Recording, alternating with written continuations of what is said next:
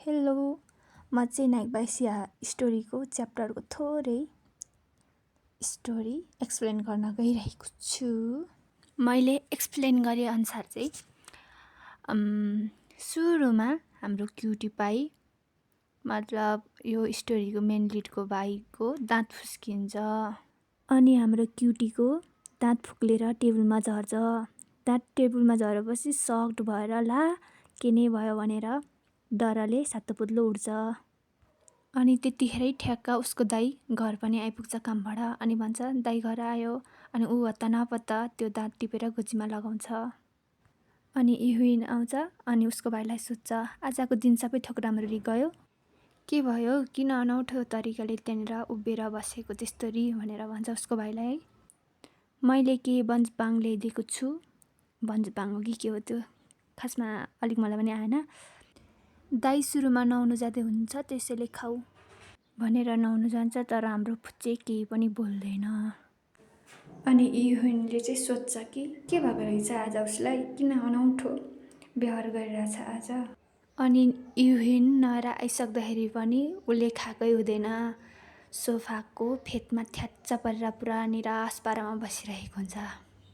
अनि इहुइन छेउमा जान्छ अनि बस्दै सोध्छ किन समातिरहेको खानुको सट्टा भनेर।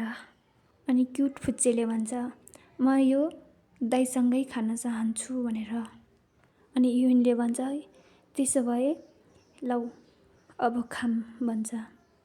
अनि हाम्रो फुच्चेले पनि लिन्छ तर टुवा परेर हेरिबस्छ। अनि अलिकति टुप्पीबाट खान थाल्छ। अनि आफ्नो भाइले त्यस्तो अनौठो व्यवहार गरिरहेको देख्दाखेरि इहुइनलाई चाहिँ लास्टै चिन्ता लाग्छ। अनि इहुइनले उसको भाइलाई उचाल्दै भन्छ तिमी यता आऊ। अनि उसको निधारमा हात राखेर उसको फेभर चेक गर्छ। ज्वरो त छैन? तिमी अस्वस्थ छौ? यदि तिमी बिरामी महसुस गरिरहेको छौ भने छिटो मलाई भन। पीडालाई एक्लै छोड्नु राम्रो होइन। केही छैन छिटो दाइलाई भन। त्यतिकैमा हाम्रो क्युटी पाई रुनु स्टार्ट गरिदिन्छ। त्यसपछि इहुइन झन् साह्रो डराउँछ ला मेरो भाइलाई के भयो भनेर पसिनै छुट्नु थाल्छ। अनि इहुइन आत्तिँदै भन्छ हे हे के भयो कता दुखिरहेछ तिमी दाइलाई भन्न सक्छौ भन्छ। अनि उसको भाइ चाहिँ नन स्टप रोइरहन्छ। इहुइन भन्छ कि तिम्रो पेट दुखिरहेको छ? अनि इहुइनले चाहिँ सोध्छ कि धेरै दुखिरहेको रहेछ क्या हो त्यही भएर भन्नु पनि सकेको छैन। सिर्फ तिमी यो भन कि कता दुखिरहेछ। अनि इहुइनले सोध्छ कि यो गर्न सक्दिनँ हामीलाई हस्पिटल जानुपर्छ। त्यतिकैमा उसको भाइ रुँदै भन्छ तुथ माई तुथ मेरो दाँत दुखिरहेको छ भन्दै रुन थाल्छ। मेरो दाँतै झरो भनेर रुन्छ। यता इहुइन चाहिँ आफ्नो भाइलाई के नै भएछ भनेर डरले पसिना काडेर दुनियाँ दिवाना सोचेर बसिरहेको थियो।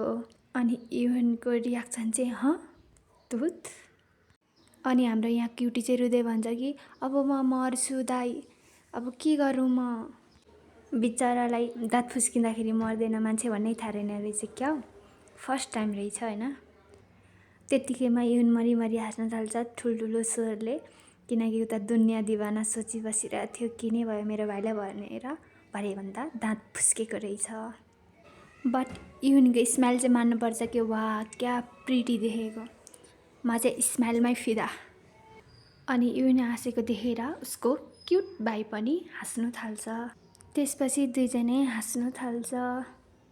अनि फुच्चेले सोध्छ इहुइनलाई किन हाँसेको तिमी? अनि इहुइनले भन्छ यो सामान्य हो दाँत झर्नु। अनि फुच्चेले भन्छ साँच्ची? अनि इहुइनले भन्छ हो तिमी यसबाट मर्दैनौ। फुच्चेले भन्छ त्यसो भने फेरि यो पलाउँछ? हो यो फेरि पनि पलाउँछ अनि तिम्रो दाइको जस्तै बलियो दाँत देखिन्छ। आफ्नो दाँत देखाउँदै भन्छ इहुइनले।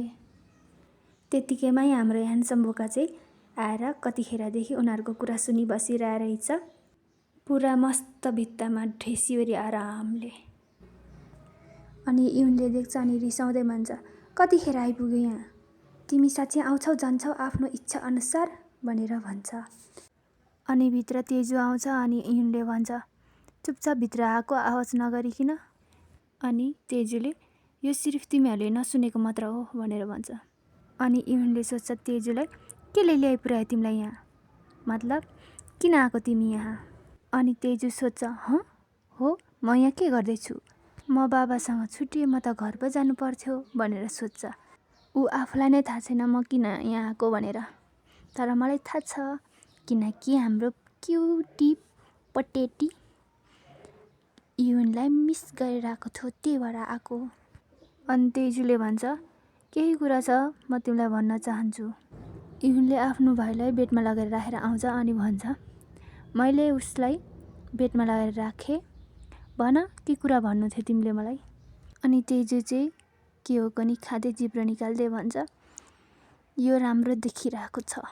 अनि इहुन चाहिँ रिसाउँदै भन्छ, के भन्नु चाहन्थ्यौ तिमी मलाई? अनि तेजु हाँस्दै भन्छ, तिमी पकाउन सक्छौ जस्तो त देखिँदैन। अनि हाम्रो इहुनको पारो तात्तिन्छ। अनि त्यतिकैमा तेजुले भन्छ, ड्रिङ्क गरौँ। अनि इहुनले भन्छ पुरा स्वाग पारामा, म तिमीसँग किन? अनि तेजुले भन्छ, जब मैले के भन्नु लागेको छु त्यो तिमीले थाहा पाएपछि तिमी ड्रिङ्क गर्न चाहन्छौ। ड्रिङ्क मेरो तर्फबाट, त्यसैले केही लिऊँ नजिकैको पसलबाट भनेर भन्छ तेजुले। अनि इहुन जान आँटिरहेको हुन्छ। अनि तेजुले भन्छ, हे यत्तिकै बाहिर जानु लागेको, बाहिर धेरै जाडो छ, केही तातो लगाऊ। अनि इहुनले भन्छ, मसँग भएको सबसे भन्दा तातो पिस नै यही हो। अनि तेजुले आफ्नो ज्याकेट फुकालेर इहुनमाथि फ्यालिदिन्छ। अनि इहुनले भन्छ, यसको मलाई जरुरत छैन र यसको गन्ध नराम्रो आइरहेछ। तेजु भन्छ, नराम्रो गन्ध? ज्ञानी बन अनि लगाऊ, दोष मलाई नलगाऊ यदि तिमीलाई चिसोले भेटिहाल भने, भन्दै जबरजस्ती ज्याकेट लगाइदिएर बाहिर निक्लिन्छ ल हिँड भनेर। अनि हाम्रो इहुनलाई चाहिँ तेजुको ज्याकेट तलदेखि माथिसम्म शिर पुच्छारै हुन्छ, कति क्युट देखिरहेको हुन्छ, लाइक पेङ्गुइन। अनि ड्रिङ्कहरू किन्छ अनि सिडीमा बस्छ। तेजुले इहुनलाई ड्रिङ्क दिन्छ अनि उसले पनि लिन्छ, खान्छ।